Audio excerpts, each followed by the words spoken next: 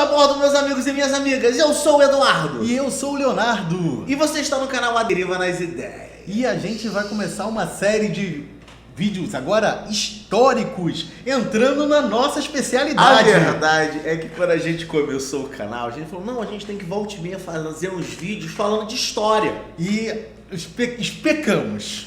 Pecamos Confesso. porque somos dois historiadores que não falam de história. Olha só. Raramente entramos no tema, mas vamos corrigir. Esse erro será corrigido. E a gente vai entrar em guerra. E vamos falar agora regularmente, prometemos. Pelo menos uma vez por semana. Sim. E o primeiro, qual vai ser, Eduardo? Pá, pá, pá, pá, pá. Agora vai entrar a vinheta.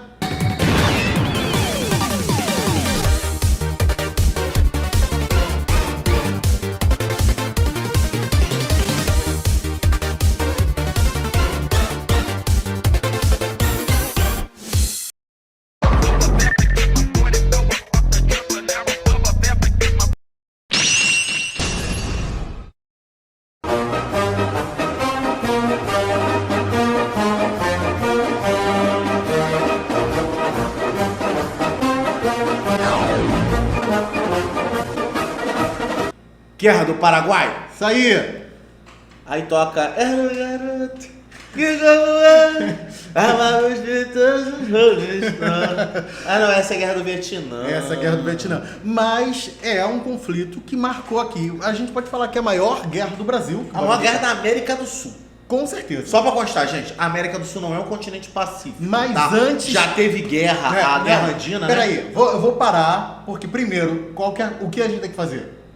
Beber café? Não, a gente tem que comentar, curtir e compartilhar. E tomar nosso cafezinho que é de lei. Mas não, gente, não esquece de curtir, comentar, compartilhar. Se inscreve no canal, ativa o sininho das notificações. Isso aí, pra gente. você ficar ligado em todos os vídeos que a gente for fazer. E sem mais delongas, vamos direto para o nosso tema.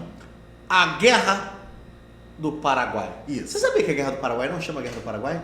Aqui no Brasil, sim. É, mas ela não chama Guerra do Paraguai, ela é Guerra da Tríplice Aliança. Exatamente, e quase todo mundo, né?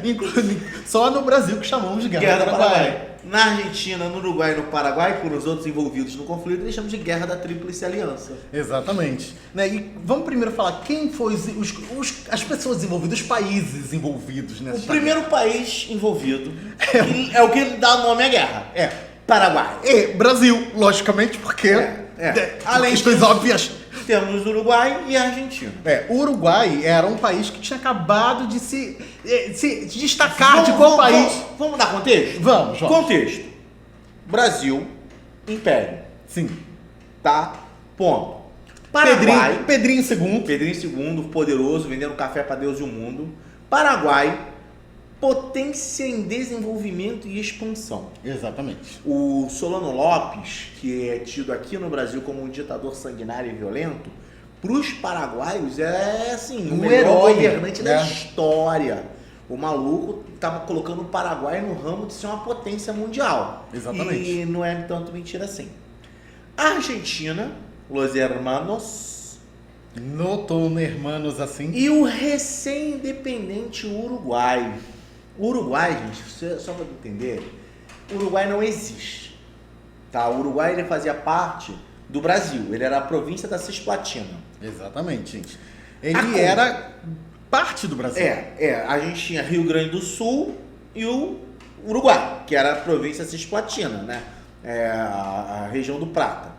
Ponto fundamental é que o Uruguai, ele estava numa disputa, porque ele era Brasil, mas não era Brasil, ele não se identificava muito lá nem com cá, e aí começou a ter um movimento meio complicado, e aí com mediação da Inglaterra, rolou a independência do Uruguai. O Brasil aceitou, a Argentina aceitou, o Paraguai não gostou muito da ideia. Exatamente. E aí o que acontece, gente? Tem toda essa problemática já, que já era uma situação muito... O Uruguai era um local que ele tinha saída para o mar, né? A gente tem que primeiro contextualizar isso, e o Paraguai não. Esse é o ponto. Aí o Paraguai achava que o Uruguai era o caminho dele. E tá tudo bem. Né? Ele queria um caminho para a saída, para poder escoar a produção. Aí poder ter o caminho para o mar. A pessoa com pouca visão de geografia fala, mas por que ele não invadiu o Chile ali, cara? Muito mais fácil. Porque tem uma cordilheira no caminho! muito difícil transpor aquela... O Pacífico seria uma escolha muito inteligente pro Paraguai. Se não tivesse uma cordilheira, a Cordilheira dos Andes. Quem não sabe, uma cordilheira é uma cadeia de montanhas gigantescas uma atrás da outra. Um deserto, que é o Atacama. E assim, não era muito fácil a ideia de ligar o Paraguai com o Oceano Pacífico. Não tinha como, gente. Então, o que o Paraguai fazia é o que faz até hoje. Pagar pedágio para passar pelo Rio Prata. e isso até hoje. Exatamente. E aí que tá o ponto, né? O Paraguai não gostou muito da ideia. Aí começou a tretar com o Uruguai, começou a tretar com a Argentina. E o Brasil tá, Paraguai, fica na tua, Paraguai. O Paraguai, não, que eu quero água, eu quero saída pro mar. Aí aconteceu. O Paraguai atacou, supostamente, atacou uma vilazinha em Goiás. Na época era Goiás, hoje é Mato Grosso do Sul. Porque tem a questão de mudanças geográficas, de nomes e divisões também de estados, Aí o Paraguai, quando atacou o Brasil falou: não mexe com quem tá quieto. Aí o Brasil foi lá, se endividou até os dentes de empréstimo com a Inglaterra. Gente, e uma coisa que é importante contextualizar, ficou Brasil, Argentina e Uruguai contra o Paraguai. E o Paraguai deu dentro. Aquele Paraguai pequenininho, deu dentro. Sozinho contra 3 países grandes. Fora, o Uruguai era pequeno, mas o Paraguai pequeno. Na verdade, foi uma guerra 60-20-20. As tropas, mais da metade das tropas eram brasileiras. Era papo de 60, 70% das tropas eram brasileiras. E não eram quaisquer brasileiros. Eram negros, escravizados. Que isso refletiu muito, assim, foi uma situação que futuramente... Vamos deixar pro curiosidade sobre a Guerra do Paraguai. Exatamente. Nosso quadrezinho no final. Mas vamos lá. Aí o Brasil mandou as tropas e foi lá pra porrada. Tivemos a Batalha do Riachuelo, famosa. Em 1865. Agora, gente, só pra constar, se você achar os nomes parecidos com lugares no Brasil... Ou o nome de grandes lojas. Não, Riachuelo é um bairro no Rio também. E uma loja que eu não compro de jeito nenhum. Porque eu me recuso a dar dinheiro pra bolsonarista. Aí temos também a Batalha do Tuiuti. Tuiuti não tem escola de São Paraíso do Tuiuti? Então, eu acho que também é um bairro em São Paulo, não é? Eu já não sei. Eu acho que sim, não tenho certeza absoluta. Tivemos o Circo do Maitá. Outro bairro também aqui no Rio de Janeiro. E por fim, a Marcha da Retirada, que aí já é outra questão. Essas são as principais batalhas da Guerra do Paraguai, mas a guerra não é feita de batalhas. Uma guerra ela é feita de história, né? Ponto fundamental é que o Brasil, isso é notório, Dom Pedro não queria entrar em guerra. Pedro II não queria entrar em guerra. Ele sabia que a guerra era um problema, ele sabia que aquilo ia trazer consequências ruins, mas tem um momento onde a guerra ela é a exceção da diplomacia. Tem um momento que a diplomacia não dá mais jeito, aí você não tem como, cara. Você mas tem uma porrada. O que acontece, ao mesmo tempo que ele também não queria entrar em guerra, mas quando ele entrou, ele também não queria acabar. Ele queria vencer. Ele queria vencer de tudo quanto é jeito. Outro ponto... Foi o famoso ditado, eu dou um boi pra não entrar na briga, mas dou uma boiada pra ganhar ela. Outro ponto também, que o Duque de Caxias, que foi o general da guerra que ficou à frente... Comandou quase tudo. Chegou ao ponto que ele não queria mais, ele não aguentava mais aquela situação de massacre, Porque o exército paraguaio já estava enviando crianças e idosos e ele não aguentava mais. Eles literalmente tentaram lutar até o último ano. E o Dom Pedro II, ele queria vencer de qualquer jeito. Ele só aceitava com a morte de Solano Lopes. Ele queria a cabeça de Solano Lopes. Então, ele foi e fez o quê? Enviou o genro dele. Conde D, que pra mim, desculpa, é um bosta. Carniceiro bosta. Aí, meu irmão, aí não foi guerra, foi massacre. A ordem era massacrar. E aí, esse bosta, que já não era muito querido pela população também, mas a mulher dele gostava bastante dele. Ele e a princesa Isabel gostavam no vucu-vucu. E aí terminou a guerra finalmente. E tem aí, a gente vai entrar nas curiosidades também, Mas assim... Com a morte de Solano Lopes só em 1870. Lembrando que estamos falando de um conflito que, envolveu milhares de pessoas escravizadas. Milhares, assim. Qual era a questão? Cada família brasileira recebia um convite, que não era um convite, era uma convocação, para enviar um filho ou 4 escravizados. É muita gente. um filho. Você mandava o seu filho. Casados por um homem branco. É disso que a gente está falando. É muita gente. Tá? Aí, esses escravizados, eles iam com a promessa de, no retorno, serem libertos. Guerra tem custo. Mesmo que, gente, assim, eu lembro bem de ter lido que a ração básica do soldado era 100 gramas de farinha de mandioca, 50 gramas de açúcar, 50 gramas de café e uma bolacha, que não era nem biscoito aquilo, né? Era era um biscoito típico de navio, não lembro o nome dele, mas é um biscoito comum que é só farinha e água. Essa era a diária e um pedaço de carne seca por semana. Essa era a alimentação básica do soldado.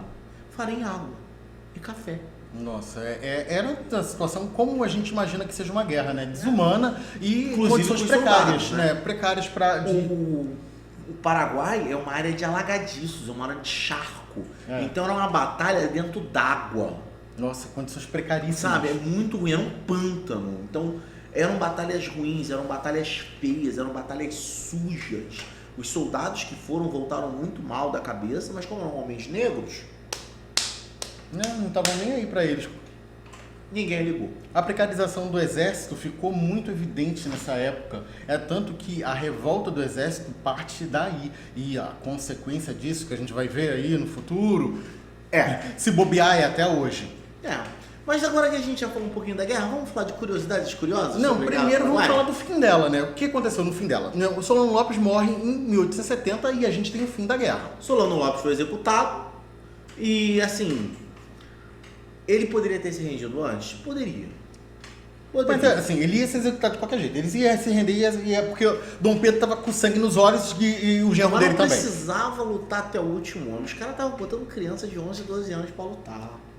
Idosos, crianças de 11 e 12 anos, gente. Era muita coisa, né? A maior parte da população masculina do Paraguai morreu. A gente está falando de praticamente 90% dos homens. Isso dá um efeito social.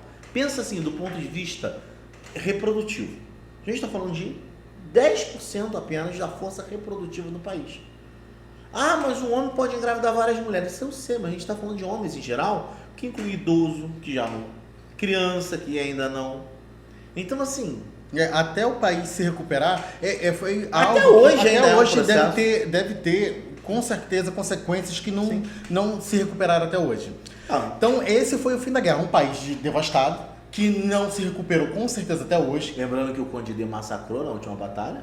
E em Assunção. As revoltas, né, a gente vai entrar nas curiosidades, já entrando nas curiosidades, né, teve consequências tanto para o fim da monarquia, como uma revolta para o exército que ficou desgostoso, tanto com a monarquia, como também por um sentimento de que sempre é rebaixado até hoje, e a precarização dessa classe. Mas vamos para curiosidades curiosas muito boas? Vamos. Primeira favela do Rio de Janeiro está associado à revolta dos Canudos. Porém, a Guerra do Paraguai, ela não fica de graça. Porque a gente tem uma presença muito interessante de um batalhão que é aqui de Santa Cruz, onde a gente está. Nossa, sério? Sério. Eu não sabia. O Batalhão Engenheiro Vilagran Cabrita, que é ali o BE, o Batalhão de Engenharia, que fica aqui na Avenida Padre Decaminada, aqui em Santa Cruz. O batalhão de engenharia ele foi responsável pela logística das tropas. E o Vilagran Cabrita desenvolveu a primeira ponte móvel da história militar. Era uma carroça que era puxada por burros e ela abria, né? A carroça levava a pontezinha em pezinho, aí chegava lá, abria a ponte para as tropas não terem que passar com água no peito. Caramba, tecnologia. Exatamente. Não é magia. TechPix. O engenheiro Vilagran Cabrita foi o responsável por essa brincadeira. Que legal. Muito interessante. Outra, a dívida que o Brasil fez com a Inglaterra relacionada à Guerra do Paraguai foi maior do que a dívida feita pela independência. Caramba. Gente, aí então só aumentou a dívida externa do Brasil. Não, num nível que gerou uma crise muito grande. Essa crise vai ser que vai estar motivando o fim do primeiro reino, do segundo reino. Vai levar a independência. Outra curiosidade é que durante muito tempo os historiadores culpavam a Inglaterra pela Guerra do Paraguai. Sim. Que hoje em dia, né, foi revisto, né, com os fatos históricos, revendo também, né, os documentos, e foi meio que retirado essa culpa. Mas que a Inglaterra vendeu arma pro Brasil e pro Paraguai, vendeu. Sim, mas gente, ela tá fazendo parte do jogo, mas culpar o país também não. O que não é fato é o que acontecia nos livros de história de quando a gente era criança. Ah, porque a Inglaterra foi a preocupada com o avanço industrial do Paraguai. Exatamente. Quis destruir um possível concorrente, então fomentou a guerra. Exatamente. Era isso exatamente que estava escrito nos livros de história, quando a gente era pequeno. As razões estão relacionadas aos interesses paraguaios de conseguir acesso ao mar, as disputas na região do Uruguai e a agressão feita, que aí é uma agressão suposta, a gente não tem... Eu, pessoalmente, não tenho certeza que isso aconteceu de fato. Porque na nossa história o que mais tem é supostas agressões para dar desculpa de entrar na guerra. Segunda Guerra Mundial foi a mesma coisa. Ah, que deu, afundaram o navio, pescador lá na costa. Então, é aquela situação, né? A gente vê também um pouco pelo aspecto dos vencedores, né? Infelizmente. Só vê, infelizmente, quem foi o vencedor? Brasil, Zil. Então, outra curiosidade, né? Duque de Caxias acabou se tornando o grande nome do Exército Brasileiro a partir disso. Hoje em dia ele é o patrono do Exército Brasileiro, aquela coisa toda. Mas o cara que realmente encerrou a guerra foi o Conde D. Que era o príncipe. Esquecido, né? Só? Ele é o genro, né? Aquela coisa toda, né? Apesar do Brasil também seguir a linha patrilinear, o Conde D, ele era príncipe consorte, ele nunca assumiu nada no Brasil. Quando o imperador saía, ele deixava na mão da princesa Isabel. Era a Isabel que tocava, era uma mulher. Então, assim, o Conde D era uma merda. Eu falei, sempre achei ele um merda. Era uma merda, simples assim. Era uma merda. Mas Guerra do Paraguai, a gente também não pode esquecer que ela envolveu, e isso é Renato Russo, né? A guerra sempre avança a tecnologia. Sim. Então, a indústria naval brasileira se desenvolveu pra caramba com a Guerra do Paraguai. Pra caramba. Gente, é sempre assim. Todas as guerras. A produção de alguns navios, assim, que se tornaram importantes. A partir daí surgiu a necessidade de construir uma marinha de guerra mais efetiva, né? Porque o Brasil, ele tinha uma marinha defensiva. A função principal da marinha brasileira era a guarda dos fortes, como de Copacabana, de Santa Cruz. Nós temos aqui em Santa Cruz de Fortaleza, de São João, vários fortes que enchiam para guardar o litoral. Ter uma marinha de guerra surgiu a necessidade a partir da Guerra do Paraguai. E aí que se começa a fazer os primeiros cruzadores, os primeiros navios de guerra brasileiros, inclusive chegando no suprassumo de guerra brasileiro, que é o Minas Gerais, que foi considerado durante muito tempo a nossa arma de guerra mais poderosa. Foi que participou da Segunda Guerra Mundial e estava em exercício até pouquíssimo tempo atrás. Gente. Navio já centenário. Isso aí, gente. E a gente, assim, falou o nosso primeiro vídeo realmente de história. Sim. E que vai ser o primeiro, o segundo, a gente falou de Idade Média. É verdade, nós falamos mas agora é de história do Brasil e vamos continuar falando. Inclusive, essa semana vai ter 2 vídeos de história, tá? A gente vai fazer mais um de história aí hoje ainda. Daqui a pouquinho, veja. Se liga. Mas o mais importante é curtir, comentar, compartilhar. Não faça como os paraguaios. Não entrem em guerra. Sobretudo aí, quando gente. Vocês não podem vencer. E porque nós temos saída para o mar. Muita saída para o mar. Isso aí. Nossa, toda a costa é nossa. Poxa, é muito nossa. Né? Mas faltava uma saidinha para o Oceano Pacífico. Seria bom. Putz, eu acho que dá pra gente pegar. A gente já anexou a Guiana Brasileira. Tá sabendo da Guiana Brasileira? Não. Putz, meu filho, a gente já anexou a Guiana Brasileira. O Rio Grande de Fora. Tá sabendo não? Agora Portugal é oficialmente colônia brasileira. Ah, tá. É o Rio Grande de Fora ou a Guiana Brasileira. Tá bom. Aí a gente anexou. Agora a gente já tem uma saída pro Atlântico Norte. Vamos fazer que é a Guiana Brasileira. Agora a gente tem que ver uma saída pro Pacífico. Aí eu tô aqui pensando, fazendo uns cálculos na minha cabeça. E ó, Maduro é amigo do Lula, o Evo Morales é amigo do Lula. Gente, vamos pegar a América do Sul toda. Pronto, fechou. América do Sul e mais 2 continentes a sua escolha? É o ó. O Trump tá jogando ó, pô. Como que era o... Luizinho tem que jogar também. Como é que era o negócio? Ursal, né? A Ursal. A Ursal. E com essa União a gente... das Repúblicas Socialistas da América Latina. E com essa a gente vai encerrar o vídeo. Não deixa de comentar, curtir e compartilhar. Tatu subiu no toco, descobriram a Ursal, galera. Isso aí, gente. Até o Valeu. próximo vídeo. Tchau.